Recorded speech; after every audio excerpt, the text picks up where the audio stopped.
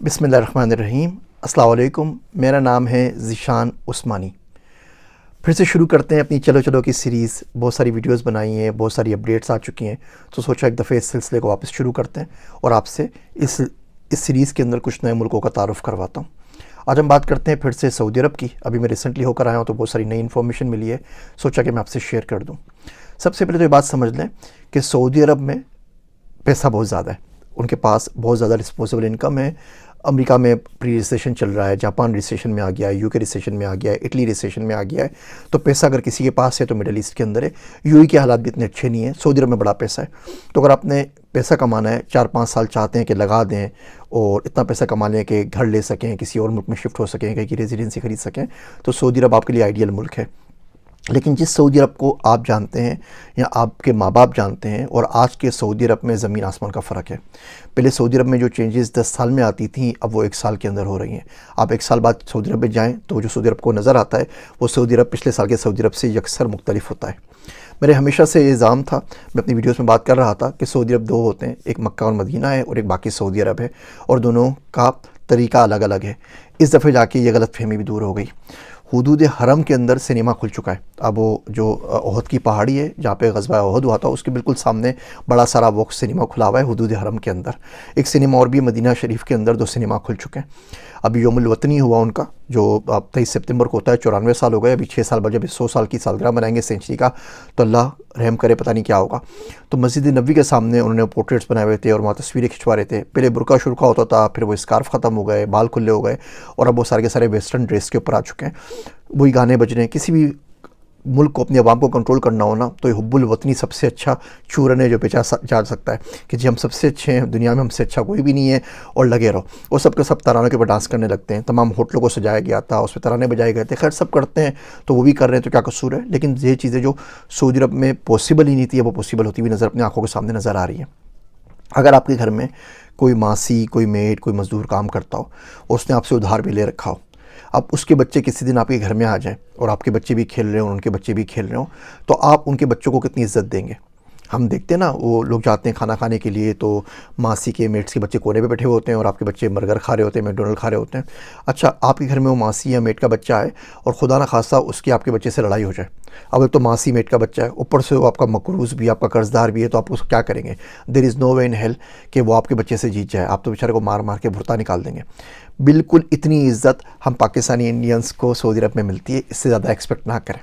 आप वो मासी मज़दूरों के बच्चे हैं जिन्होंने उनसे कर्ज़ लिया हुआ है, और अब उनके मुल्क के अंदर, उनके घर के अंदर चले गए। तो अगर आपको ये मसला है, आपको अपनी अना पे कंट्रोल नहीं और आप चाहते हैं कि सब आपके जूतों के पाँव के नीचे रहे, तो आप सऊदी अरब गलती से भी ना जाइएगा, वरना मारे जाएंगे। हाँ, अगर आपको मसला नहीं है, आप सर झुका के काम करना जानते हैं, तो सऊदी अरब में बहुत ज़्यादा अपॉर्चुनिटीज़ हैं। 36 मिलियन की पॉपुलेशन है, उसमें 4.1 मिलियन को इसमें इंडियंस हैं। ये कोविड से पहले 1 मिलियन से भी कम थे, कोविड के बाद बहुत ज़्यादा हो गए। 2.6 मिलियन पाकिस्तानी हैं, 2.6 मिलियन ही बंगाली हैं, 1 मिलियन से ऊपर कोई फिलिपिनोज़ हैं, और भी हाल ही के अंदर कोई 500 मिलियन यूरोपियन शिफ्ट हो गए। तो आपको वहाँ पे स्विट्ज़रलैंड का बंदा भी मिलेगा, और बेल्जियम का भी मिलेगा, और आपको पुर्तगाल के भी मिलेंगे, और सारे के सारे मिल जाएंगे। स्कर्ट्स में चलती हुई औरतें अब आपको रियाद मॉल में, जद्दा मॉल में नज़र आ जाएंगी, जो पहले इम्पॉसिबल बात थी। 2017 में जब मैं बेगम के साथ गया तो उसका हल्का सा स्कार्फ हटा हुआ था, तो मुतव्वे ने उसके सर पे डंडा मारा कि बीबी अपना ना स्कार्फ सीधा करो। एक वो सऊदी अरब था और एक आज का सऊदी अरब है, तो यकीन ही नहीं आता कि उसी मुल्क में होकर आए या किसी और मुल्क में होकर आए। पहले भी मैं अब सर्च कर चुका हूँ, 11,000 इंटरप्राइजेज़ हैं वहाँ पर हमारे सऊदी अरब के अंदर, कंपनीज़ हैं, फैक्ट्रीज़ हैं, जिनको ERP सिस्टम पे आना है, JD एडवर्ड्स के ऊपर आना है, सेप के ऊपर आना है, बाकी ERP ओडू सिस्टम्स के ऊपर आना है, और 400 में ERP लगा हुआ है। अब अगर 2030 का विजन पढ़ें तो बोलते हैं 1/4 ऑफ द फैक्ट्रीज़ को ERP के ऊपर आना है। तो वो इतनी सारी जो 2-2,500 ERPs लगने हैं, वो कौन लगेगा। अगर आप ERP के अंदर है तो सऊदी अरब के लिए आपके लिए जन्नत है। अब विजन 2030 पढ़ लें, जो पूरा मुल्क चलता है वो 2030 विजन के हिसाब से चलता है। उनके पास अब डिजिटल फैक्ट्रीज़ आ रही हैं। अब डिजिटल फैक्ट्रीज़ क्या हैं, कौन है, क्यों बनाएगा, कैसे बनाएगा, उनको पढ़ना शुरू कर दीजिए। हमारी वीडियो वीज़ा से मुताल्लिक है, वीज़ा पे कैसे जा सकते हैं उस पर डिस्कशन कर लेते हैं। सबसे पहले तो अगर आपके पास कोई भी तगड़ा पासपोर्ट है तो आप विजिट सऊदीया के ऊपर जाइए। आपके पास अमेरिका का पासपोर्ट है, UK का है, कनाडा का है, जापान का है, और वहाँ पे आप वीज़ा अप्लाई कर दीजिए। आप साल भर का वीज़ा आपको $92-93 के अंदर तकरीबन मिल जाता है। 375 रियाल के अंदर आपको मिल जाता है पूरे साल का। जितनी मरतबा जाए, मल्टीपल एंट्री होता है। रियाद जाएँ, जद्दा जाएँ, ताइफ जाएँ, जुबैल जाएँ, या आप जाके न्यूम में उतर जाएँ, कोई मसला नहीं। न्यूम को एयरपोर्ट भी अब तो बन चुका है और फंक्शनल भी हो चुका है। तो विजिट सऊदी मैं आपको यहाँ पर साइट दे रहा हूँ, अगर आपके पास तगड़ा पासपोर्ट है तो वीज़ा हासिल कर लें। अच्छा, दूसरी कैटेगरी जिसमें हम आते हैं उसका नाम है KSA वीज़ा। उसके अंदर अगर आपके पास किसी भी बाहर मुल्क का वीज़ा है, अगर आपके पास अमेरिका का ग्रीन कार्ड है, कनाडा का ग्रीन कार्ड है, ग्रीन कार्ड भी नहीं है, आपके पास विजिट वीज़ा है जिस पे आपने विजिट किया हुआ हो, शेंजन वीज़ा हो, UK का हो, कनाडा का हो, अमेरिका का हो, आप ऑनलाइन अप्लाई कर सकते हैं। आपने वीज़ा की तस्वीर डालनी है, अपने पासपोर्ट की तस्वीर डालनी है, $92 भरने, पूरे साल का आपको वीज़ा मिल जाएगा। साथ में इंश्योरेंस में मिल जाएगी $6, $8, $10, यानी $110, $112 में टैक्स के साथ आपको पूरे साल का वीज़ा मिल जाएगा। आपको किसी एजेंट के पास नहीं जाना, आपको कोई उम्रा का वीज़ा अप्लाई नहीं करना, ये विजिट वीज़ा होगा। जितनी मरतबा जाएँ चले जाएँ, जितनी मरतबा वापस आ जाएँ, हज करें, उम्रा करें, कारोबार करें, बिज़नेस करें, कॉन्फ्रेंस अटेंड करें, सारी चीज़ें आप ऑनलाइन कर सकते हैं। अगर आपके पास शेंजन का, कनाडा का, अमेरिका का, बरतानिया का कोई भी वीज़ा लगा हुआ है जिसके ऊपर आपने सफ़र किया हुआ है, उसकी तस्वीर अपलोड करनी है और पासपोर्ट अपलोड करना है, और इसकी वेबसाइट मैं आपको दे रहा हूँ। तो ये तो दो कैटेगरीज हमारे पास हो गई विजिट वीज़ा की। अब अगर हमें वहाँ पर जॉब के ऊपर जाना है तो जॉब पे अप्लाई करते हैं, कामा मिलता है, वो तो तमाम चीज़ें आपको पता ही है। जो नई कैटेगरीज़ है उससे मैं आपको तारुफ करवाता हूँ। सऊदी अरब की प्रीमियम रेजिडेंसी लॉन्च हो चुकी है, उसमें 6 कैटेगरीज़ हैं। हम उन 6 कैटेगरीज़ के ऊपर बात कर लेते हैं। ये वेबसाइट मैं आपको दे रहा हूँ, यहाँ पे जाके आप खुद ब खुद इस पर अप्लाई कर सकते हैं। पहली कैटेगरी है लिमिटेड और अनलिमिटेड सऊदी रेजिडेंसीज़ की। लिमिटेड रेजिडेंसी मिल जाती है अगर आपके पास $1,00,000 है, तो $1,00,000 तकरीबन $25,000 अगर आपके पास हैं तो आप उनकी पैसे भर दीजिए और वो आपको 5 साल के लिए प्रीमियम रेजिडेंसी दे देंगे, जिसमें आप जा सकते हैं, रह सकते हैं, कारोबार कर सकते हैं, अपने माँ बाप को, अपने बीवी बच्चों को ले आ सकते हैं, यहाँ तक कि 2-3 डोमेस्टिक वर्कर को भी अपने साथ लगा सकते हैं, उनको भी ले आ सकते हैं। अगर आप $8,00,000 भर देते हैं, तकरीबन $4,00,000, तो कुछ ज़िंदगी भर के लिए इंडेफिनेटली प्रीमियम रेजिडेंसी मिल जाती है, पूरी ज़िंदगी वहाँ पे रहते रहें। तो अगर आपके पास $4,00,000 हैं और आपको पाकिस्तान से बाहर किसी मुल्क में जाना है, इंडिया से बाहर, तो सऊदी अरब आपके लिए चॉइस हो सकती है। ये महंगी वाली कैटेगरी है। अच्छा, दूसरी कैटेगरी इसमें हमारे पास है फिर रियल इस्टेट की। सऊदी अरब ने क्या किया है, रियल इस्टेट लाइसेंसेस को ओपन कर दिया, स्पेशली मदीना शरीफ के अंदर। तो दुनिया का हर बंदा मदीना में रहना चाहता है।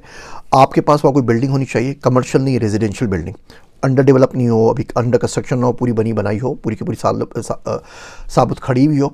उनकी एक वहाँ पे ऑर्गेनाइजेशन है जिसका नाम है तकीम उसकी वो आके अप्रेजल करती है। अगर वो 4 मिलियन की है, आपको पूरी ज़िंदगी के लिए रेजिडेंसी मिल जाएगी। पूरी ज़िंदगी के लिए नहीं, वो बिल्डिंग के साथ अटैच होती है जब तक बिल्डिंग खड़ी हुई है। बिल्डिंग अगले 200 साल तक है, 200 साल तक आप पूरी फैमिली के साथ सऊदी अरब में रह सकते हैं। 4 मिलियन की आपको रियल इस्टेट की इन्वेस्टमेंट चाहिए। इसको real estate premium residency visa कहते हैं। वेबसाइट में आपसे शेयर कर रहा हूँ। तीसरी कैटेगरी है इन्वेस्टर की। आप वहाँ पे जाके अपनी कंपनी लगाना चाहते हैं, कोई फैक्ट्री खोलना चाहते हैं, कोई IT सर्विसेज कंपनी खोलना चाहते हैं। 7 मिलियन सार आपको चाहिए उसके लिए। तो $1.5-2 मिलियन अगर आपके पास हो तो आप जाके वहाँ पे अपनी कंपनी खोल सकते हैं और आपको 5 साल की रेजिडेंसी मिल जाएगी। फिर वो कन्वर्ट हो जाती है। आपके जो एग्जीक्यूटिव्स होंगे उनको भी प्रीमियम रेजिडेंसी मिल जाएगी, यानी आपने कंपनी खोली आपको मिलेगी। 2 आपके एग्जीक्यूटिव्स होंगे, CEO हो गया, CTO हो गया, CFO हो गया, उसको भी रेजिडेंसी मिल जाएगी। बाकी लोगों को भी स्पेशल रेजिडेंसी मिल जाएगी। तो आराम से आप 10-12 लोगों को अपने साथ बुला सकते हैं, वीज़े निकाल सकते हैं, सारे काम कर सकते हैं। तीसरी कैटेगरी है इन्वेस्टर वीज़ा की, इन्वेस्टर रेजिडेंस की, जिसके लिए आपको 7 मिलियन सार चाहिए, रियाल चाहिए, सऊदी रियाल चाहिए आपके पास। चौथी जो कैटेगरी हमारे पास है वो है गिफ्टेड की। तो गिफ्टेड के अंदर क्या होता है कि आप किसी भी दुनिया के स्पोर्ट्स में हो, आप स्कल्पचर बनाते हो, आप नेज़ा फेंकते हो, आप क्रिकेट खेलते हो, और ये भी नहीं कि आप नेशनल टीम में हो, आप PSL के अंदर हो, फर्स्ट क्लास के अंदर हो, तो अप्लाई कर सकते हैं। सिर्फ 4,000 उसकी एप्लीकेशन फ़ीस है, कोई रिक्वायरमेंट नहीं है, पैसे की कुछ नहीं है, आपको 5 साल की रेजिडेंसी मिल जाएगी। तो अगर आप क्रिकेट खेलते हैं, हॉकी खेलते हैं, फुटबॉल खेलते हैं, स्क्वॉश खेलते हैं, टेबल टेनिस में है, क्यूज़ खेलते हैं, स्नूकर में है, फुटबॉल में, दुनिया के किसी गेम में है, स्कल्पचर बनाते हैं, कोई भी मौसीकी का फ़न व आर्ट्स के अंदर आप अगर हैं, आप फ़नून लतीफ़ा के अंदर बेसिकली, तो आप अप्लाई कर सकते हैं। स्पोर्ट्स के अंदर इवन राइटर्स का भी कोई ना कोई ऑप्शन होगा, आप चेक कर लीजिएगा। 4,000 रियाल फ़ीस है उसकी, 5 साल के लिए आपको रेजिडेंसी मिल जाती है। इस 5 साल का फ़ायदा बड़ा ये होता है भैया कि आपको ना डिपेंडेंट फ़ीस देनी है, ना आप नीतिकात प्रोग्राम के अंदर आते हैं। जो एंटरप्रेन्योर्स का जो वीज़ा जिसमें बात करेंगे उसमें भी नीतिकात प्रोग्राम नहीं होता, तो आप नॉन सऊदी भी हायर कर सकते हैं और आपको कोई काम फ़ीस नहीं देनी, कोई एंट्री एग्जिट नहीं देना, बड़ी आसानी हो जाती है। तो चौथी कैटेगरी हमारे पास जो है वो स्पोर्ट्स के लिए है, जिसको वो गिफ्टेड रेजिडेंसी कहते हैं। 5वीं कैटेगरी जो हमारे पास है वो है एंटरप्रेन्योर्स वीज़ा के लिए। एंटरप्रेन्योर्स में 2 टाइप्स हैं। यहाँ तो आपने कोई स्टार्टअप बनाया है, उसने 4 लाख सार की, यानी कि $1,00,000 की उसको फंडिंग मिल गई है सऊदी से बाहर से, तो आपको एंटरप्रेन्योर लाइसेंस मिल जाएगा। पहले आपको मीसा से लेना पड़ता है, उसके बाद आप वीज़ा के लिए अप्लाई करते हैं। आपको और आपके 2 पार्टनर्स को, 3 लोगों को, पूरी फैमिली के साथ, फैमिली में बीवी बच्चे भी शामिल हैं, माँ बाप भी शामिल हैं, 5 साल की रेजिडेंसी मिल जाएगी। दूसरा ये है कि आपके पास 20% शेयर होने चाहिए कंपनी में, 100% भी कंपनी आपकी नहीं हो। दूसरी में आपके पास 10% शेयर हो, लेकिन 1.5 मिलियन रियाल की आपके पास फंडिंग मौजूद हो, तो भी आपको तमाम की तमाम चीज़ें मिल जाएंगी। माँ बाप को लिया है, बीवी बच्चों को लिया है, अपने साथ 2-4 पार्टनर्स को भी लिया है, और वर्क वीज़ा इशू कर दें। कोई नीतिकात के अंडर आप नहीं आते, कोई आपको एंट्री एग्जिट नहीं देना, और कोई भी किस्म का आपको डिपेंडेंट फ़ीस नहीं देनी। ये 5 कैटेगरीज हो गई। छठी जो कैटेगरी है वो स्पेशल टैलेंट की है। स्पेशल टैलेंट के अंदर फिर 3 कैटेगरीज हैं। स्पेशल टैलेंट में आपकी वाइट लिस्ट कंपनीज़ में कोई 2000 कंपनी सऊदी की, सऊदी अरामको उसके अंदर है, एंटरप्रेन्योरशिप क्लब उसके अंदर है, सऊदी इलेक्ट्रिक उसके अंदर है, जी उसके अंदर है, सारी के सारी। तो या तो आप गवर्नमेंट की किसी भी कंपनी के अंदर हो, 1000-2000 कंपनियां वहाँ पर हैं, गवर्नमेंट और सेमी गवर्नमेंट, या किसी प्राइवेट कंपनी में हो, 4000 कंपनीज़ वहाँ पर हैं, या आप इंटरनेशनल में हो, यूनाइटेड नेशंस में हो, वर्ल्ड बैंक में हो, IMF के अंदर हो, इनमें से किसी में भी अगर आप रिसर्चर हैं, बेसिक रिसर्चर है, साइंटिफिक ऑफिसर है, और आपकी तनख्वाह सिर्फ 14,000 रियाल है, तो आपको प्रीमियम रेजिडेंसी मिल जाएगी। यानी 14,000 रियाल में तनख्वाह में, जिसमें आपको डिपेंडेंट फीस भरनी पड़ती है 400 रियाल पर बच्चे के हिसाब से 36-38 हज़ार आपके इकामा पे निकल जाते हैं। एक दफ़े आप 4,000 रियाल दीजिए, ना आपको डिपेंडेंट फ़ीस देनी है, ना आपको इकामा फ़ीस देनी है, ना आपको एग्जिट एंट्री फ़ीस देनी है। आप जब चाहे एम्प्लॉयर चेंज कर सकते हैं। सिर्फ 14,000 रियाल के अंदर अगर आपकी सैलरी है तो आप इस पर अप्लाई कर सकते हैं।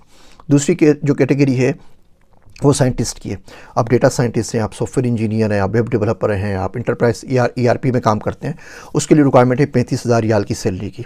और सी लेवल के ऊपर अगर आप आते हैं किसी ऑर्गेनाइजेशन में, CTO CEO किसी बड़े लेवल के ऊपर आते हैं, चीफ डेटा साइंटिस्ट आते हैं, डायरेक्टर के तौर पर आते हैं, उसमें 80,000 रियाल की रिक्वायरमेंट है।